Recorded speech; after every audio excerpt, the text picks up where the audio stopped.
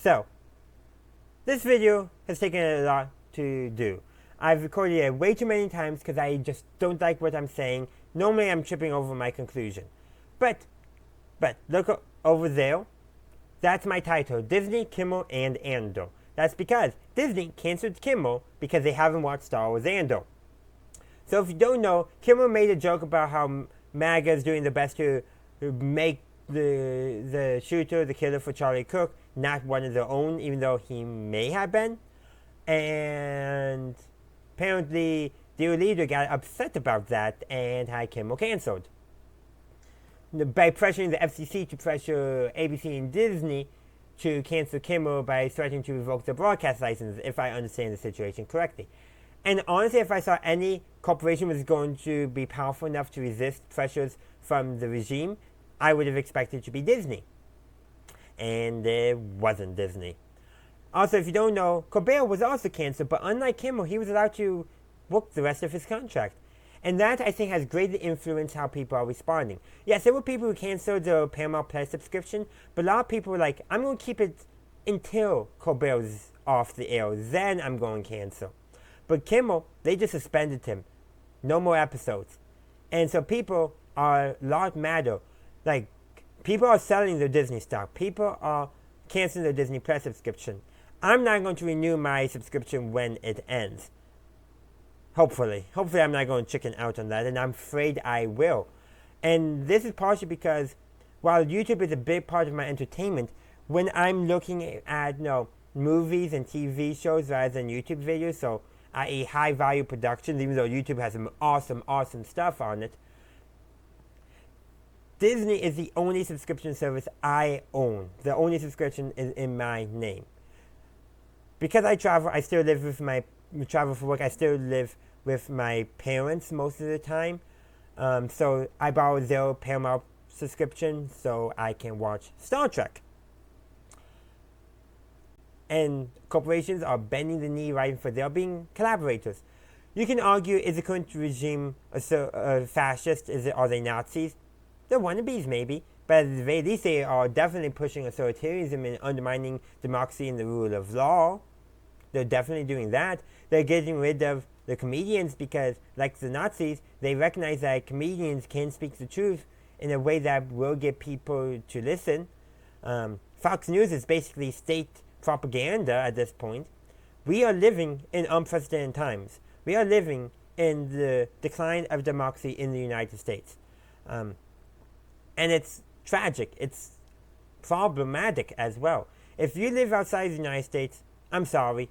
Not all of us are crazy, but the thing is the power systems are stacked up against us.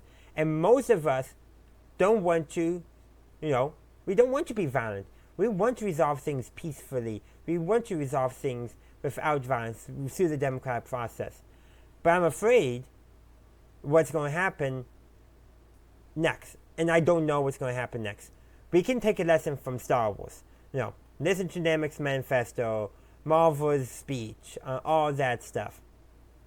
But honestly, our best hope is the midterms and the Democrats win. And most important, that the Democrats don't shoot themselves in the foot. Democrats are notoriously bad at messaging. And while I don't think they need to abandon their social policies, that's why I think Newsom's a bad choice besides him being a source of California for a potential 28th Democratic presidential candidate. I think Beshear or Pritzker would be better governor choices. Anyhow, but the Democrats need to focus their messaging on the economic side of things. Don't abandon the social, but focus on the economic. In other words, say, this is the economic problem, and this is how we're going to fix it. Basically, they need to promise a New Deal 2.0, bring back basically the class traitors like Roosevelt and, both Roosevelts actually, in order to help fund the opposition, because that is going to need. And there's some people who are always screw the rich, eat the rich. My thing is that class traitors are important, especially if you want to keep things kind of peaceful. And I want to keep things peaceful. I want things to be resolved peacefully through compromise in the democratic process.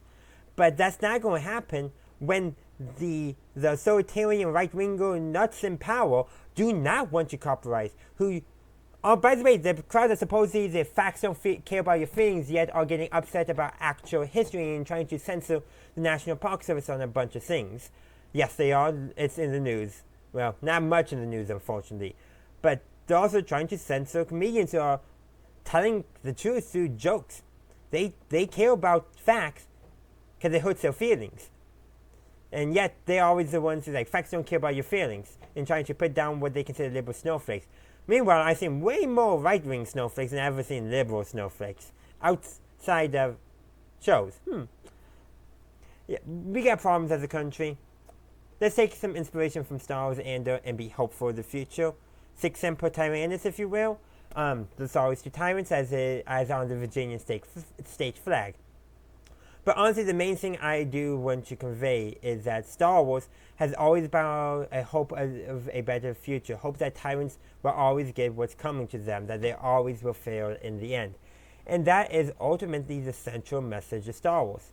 And I have hope that maybe Disney will realize, oh crap, we're losing way too much support among what we saw was a very loyal fan base. Maybe we should at least bring Kimmel back to streaming.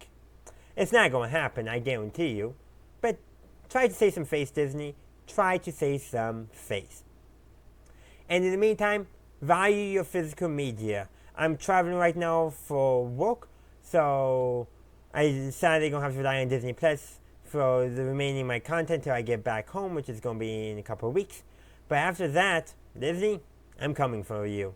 I'm going to create my own sci-fi universe as well. I'm writing it as we speak. See, I'm typing. No, I'm not typing right this very moment. But I am in the pre-planning phase. Maybe this will actually inspire me to get it done, and then I can start releasing installments out for you guys to enjoy. I need to get that going. I need to do that for myself, for my creativeness. If I am focusing on my own creative passions, then perhaps not having access to some things won't hurt as much. I don't know. But pay attention to Star Wars, guys. It has a lot of good messaging about good versus evil and fighting an authoritarian regime. But also, remember the Office of Strategic Services, OSS, the precursor to the CIA, put out a manual for Nazi-occupied Europe for peaceful resistance, peaceful sabotage, if you will. Yeah. By the way, it's just refer everything to committee.